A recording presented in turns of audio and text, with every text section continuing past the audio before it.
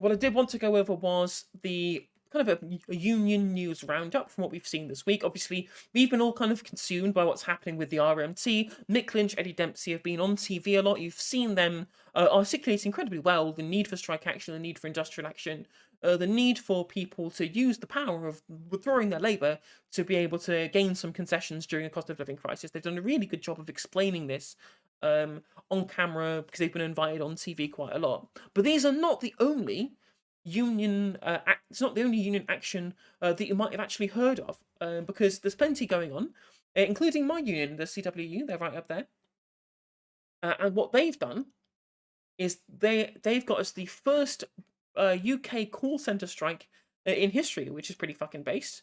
BT workers are fighting the rigged economy. Today's BT Open Reach strike is the first national telecom strike in decades and the first national call center strike in Britain's history. I wish my call center would do this. Hope you're not watching, manager. I fingers crossed. It pits 40,000 underpaid workers against one of the most profitable corporations in this country. And if you look here as well, was it this one? I've lost the tweet now. But essentially, the BT Openreach have made huge killings in profit, whilst these people have not seen decent pay rises. They even had inside the BT call centers, they had food banks for the people who work there, which sounds pretty fucking dystopian if you have to rely on a food bank from your own workplace. But that's a bit of a digression. Morning this week, CW member Pete Francis had a phone call from ex-colleague at BT. The team member on the other end told Pete he had his access revoked to work areas in the BT tower where he also works. Pete thought it might just be a rumour, but when he tried to go in later that day, he found that a team member was right. His access no longer worked. The same thing had happened, he quickly discovered, to another colleague from the same branch. 4 days later, there's still no explanation. No official word from the company at all, in fact, no access. I find it quite deplorable that management have spread it around to other team members to say that, even though it's my workplace, he tells Tribune, gesturing up at the iconic tower he's currently picketing, and it's strange that happened on Monday, just a few days before the industrial action started. Pete has worked with BT for 37 years and explains that these tactics aren't out of step with the broader approach of management towards workers and the union representatives. And there's a culture, he says, of people being singled out here, adding that it's not a nice place to be when that happens. Workers are worried if they're seen at the picket, for example, they'll be picked on, which again, classic union busting tactics. Anyone who's followed a lot of American politics, we all saw the union busting that Amazon engaged in to try and stop people voting to unionize in Arizona. Was it Arizona? I think the strike was, if I remember, all the way back then. But yeah, no shock to see that plenty of people in the private sector are engaging in as much union busting as they possibly can. It's far more likely to happen in the private sector. Intimidation like that makes the CW's achievement in organising BT workers this year only more impressive. More than 90% of Openreach Engineer and BT call centre members voted for industrial action in June, and 40,000 are striking today, with a 24-hour walkout planned for Monday. Pretty good. What's more, General Secretary Dave Ward points out that most of the workers now on strike are not based in big workplaces, but isolated, working either from home or in vans. So to get a result like that, they've explained, standing on the pavement across the road from picket line, tells me that there's no worker in the UK that's unreachable, which is true. Like, I work from home now. I just need to be able to find a way of being able to. I'm in a kind of pseudo management role now. I need to be able to get the word out to people that I work with to join the CWU without alerting my superiors to it. Ooh, fingers crossed. Working or striking against a pay rise imposed by BT, not negotiated, Dave emphasises, of just £1,500, equivalent to about 4.8% for an average worker, against inflation expected to top 11%. BT CEO Philip Janssen, meanwhile, increases earnings last year by 32%, while call centres reported to be opening up in workplace food banks, justified by BT as a community pantry for staff members to use. Maybe, if you need a community pantry for your own staff members, maybe you're not paying them enough. Maybe you need to pay them more fucking money. Give us the money. Despite that, Dave says of Janssen, the guy's got the arrogance to sit in his office and refuse to get his hands dirty and refuse to even negotiate at all. It's unacceptable. The attitude of management has predictably created an atmosphere among workers in which morale towards BT and Openreach is the lowest it's ever been, according to Pete. I've seen some low ebbs, but we haven't been on strike for 35 years, and that sums up where we are. I mean, if it's taken you 35 years to get to strike action, that must say something. We've never had to resort to this, we've always been able to negotiate and come to a solution. This is a company that made $1.3 billion in profit last year, and they've just posted that in the first quarter of this year, another £400 million. They've gave £750 million to the shareholders. They can afford a proper pay rise. There's not a dispute about affordability. It's a dispute about people like Janssen and their boards are ripping off workers and also ripping off customers. But Dave, this is a key point. Alongside its quarterly profits, BT also announced plans this week to hike broadband costs for customers by 13% from January, joining other costs like food and fuel in an unrelenting upward spiral. Energy bills alone now predicted to reach £3,500 by the end of 2022, whilst energy companies will post record profits. A figure Pete points out that simply isn't viable for workers, like those he represents, sometimes earning around £20,000 a year, which is similar to what I earn. Anger for rising prices and falling wages brings together both workers and customers and goes far beyond BT. Because again, these people are not striking just for themselves. And as Mick Clinch said on TV, obviously, I was Eddie Dempsey actually. RMT may have been the first out of the blocks, but it's high time that everyone else realised that the power of collective bargaining is what's going to be able to pull people through the cost of living crisis by increasing people's remuneration through the pay packet rather than relying on the government to maybe implement a windfall tax and to dole out some money when they feel like it. Whereas if we actually do it through a pay packet, it's certainly going to be able to beat inflation at least somewhat. When it comes to shifting public opinion, Dave echoes his sentiment. There's something fundamentally wrong in the UK about these so-called business leaders. I'm sick and tired of them. I think the country's sick and tired of them as well. I mean, the fact that the difference between the difference between work remuneration and management and CEO remuneration and board remuneration, the gap between those two things has never, ever, ever been higher. I wish I had the exact figures to hand for this segment right now, but believe you me, that gap has gotten wider over the past 40 years since the neoliberal revolution, and it's only getting wider day by day by day. And especially since they're happy to pay out loads of shareholder dividends as well at the same time. Amid that change, trade unions like the CW are proving themselves the primary fighting force for people in this country, facing a cost of living crisis standards not seen since records began. Particularly since, as Dave puts it, political parties have left the field, including fucking Keith Starmer, sacking people for joining pickets and refusing to explicitly back union action in the face of the cost of living crisis. Some Labour leader. On the picket line, pink flags waving in a summer breeze, cautious optimism in the face of such hostility seems buoyed by the strength and popularity of recent action taken or being planned by workers in other sectors and cities across the country, from transport to healthcare to law and beyond. We'd seen a barrister's strike, we're possibly seeing a nurse's strike, and we're almost certainly going to see teachers going on strike as well over not just pay, but also jobs, also about conditions too. Let's be clear, a lot of people talk about the RMT strikes in the vein of, well, how much of a pay rise are they going to get? How much? But they're also trying to fight against things like mandatory redundancies, having conditions ripped up, having their pensions raided. There's not just about the actual work remuneration, but the other benefits that they're going to be able to get from working in that sector as well.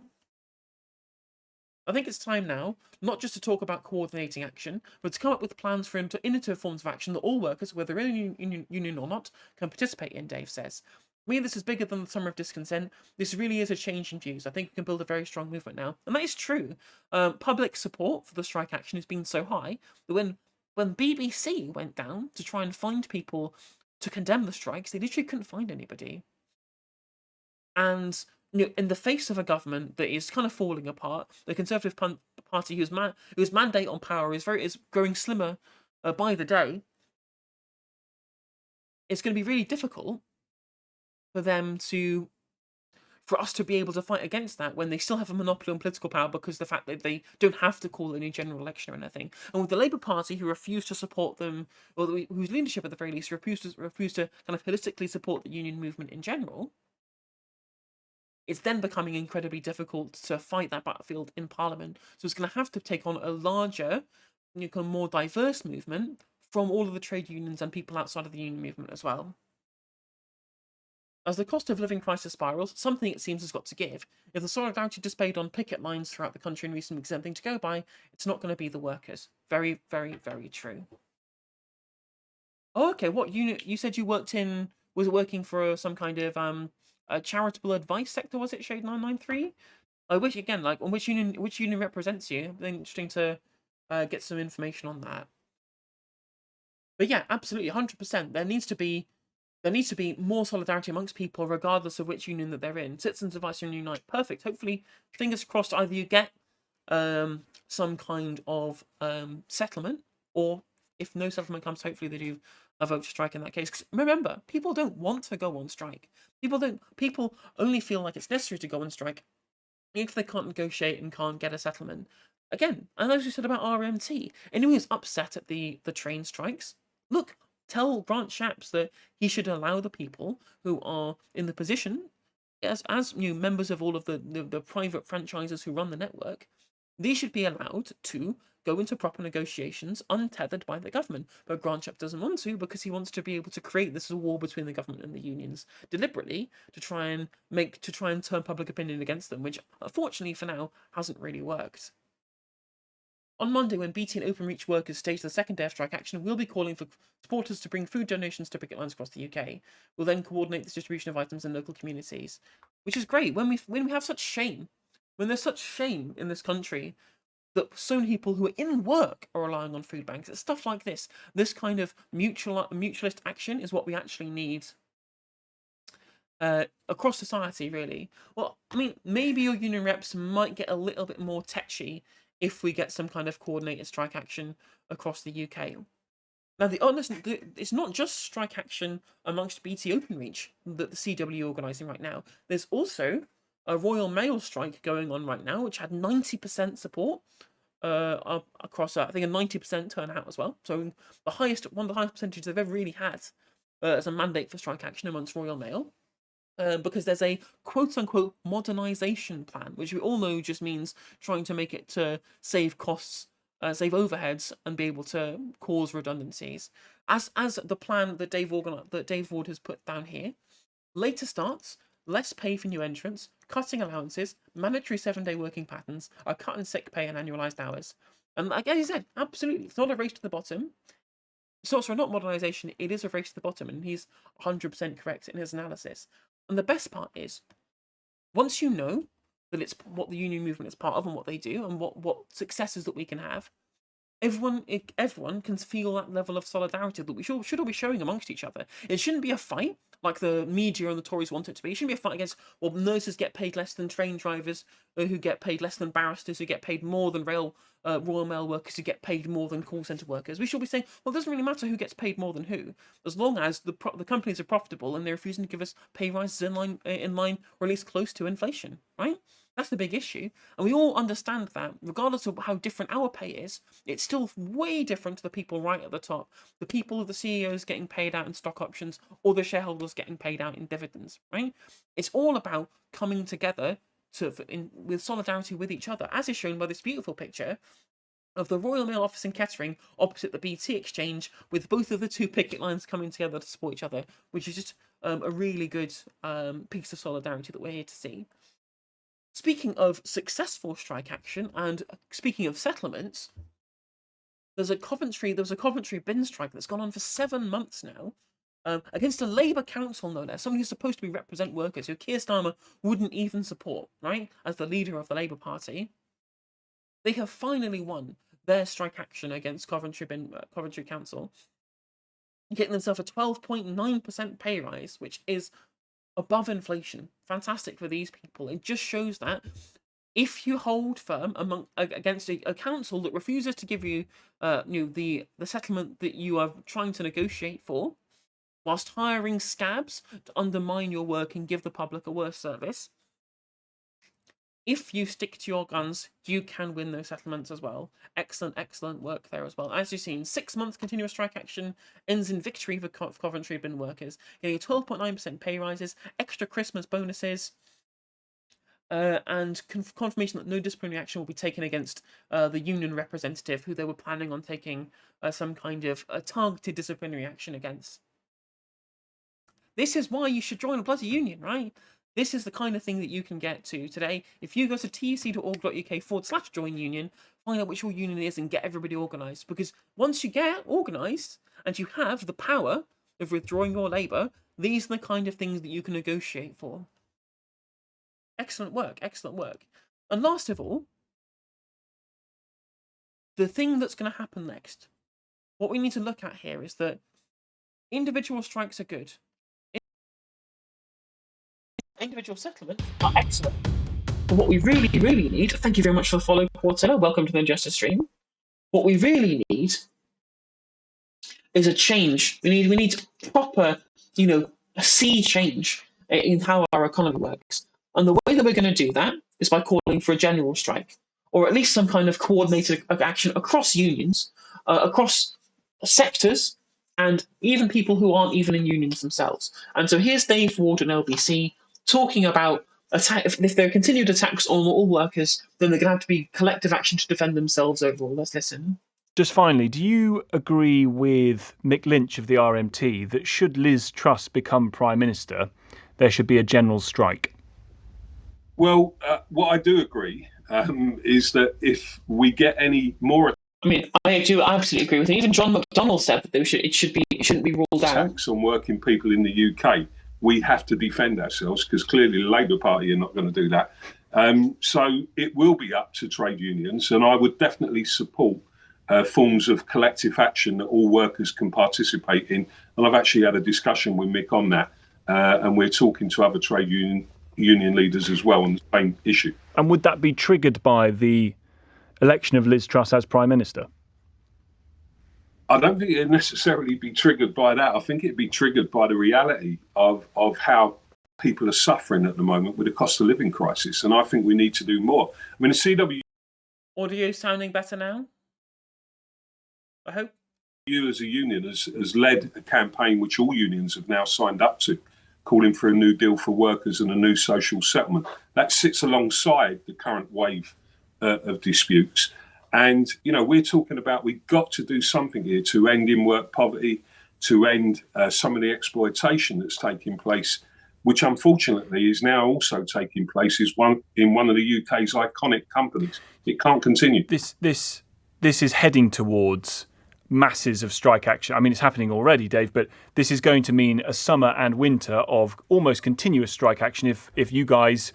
Also, if you're enjoying the content, please do consider subscribing. It always helps out the channel. Any support is always appreciated. Subscriptions and bits, even a contribution on Patreon, always appreciated but never expected. I say you guys, the unions, the big unions, get your act together and combine on this, isn't it? Well, I've heard the phrase summer of discontent, but what we're talking about, I think, is actually bigger than that. I think it's time to seriously look at whether trade unions, community organisations can build a new social movement that can fill the vacuum that's been left politically by all the mainstream parties, because none of them are taking the right actions to support working class people. Corbynism 2.0. I mean, Corbynism was done through the parliamentary sector. That was done through the Commons. Corbyn was trying to use public policy to make these changes. What Dave Ward is talking about here is collective action, through people power, through civil unrest, through direct action. Right? That's what he's talking about. It's different from Corbynism, but he's correct in that there needs to be a shifting power towards working people that's kind of left since the adoption of the neoliberal consensus 40 years ago. I don't call it anything. I call it workers coming together, workers standing up for their rights. And, I think it really is a moment where you will see a lot of people, thousands and thousands of people, will come and support that type of action and protest. 100% absolutely based. I couldn't find any other union news for this week, so that's your lot for Union News Roundup. But there we go. Strike being one for the Coventry bin workers. We're seeing additional strike action from RMT and also ASLEF this weekend as well, the actual train drivers who are represented by ASLEF rather than RMT. And then also we're seeing strikes in Royal Mail and BT Group moving forward. When, again, I think he's right. We're going to see a continual rolling industrial action over the course of the summer. And I think we have good things to look forward to as the movement builds a little bit further. Excellent. And if you are continuing to enjoy this on YouTube, please do consider liking and subscribing. Thank you very much. I'll catch you on the next one.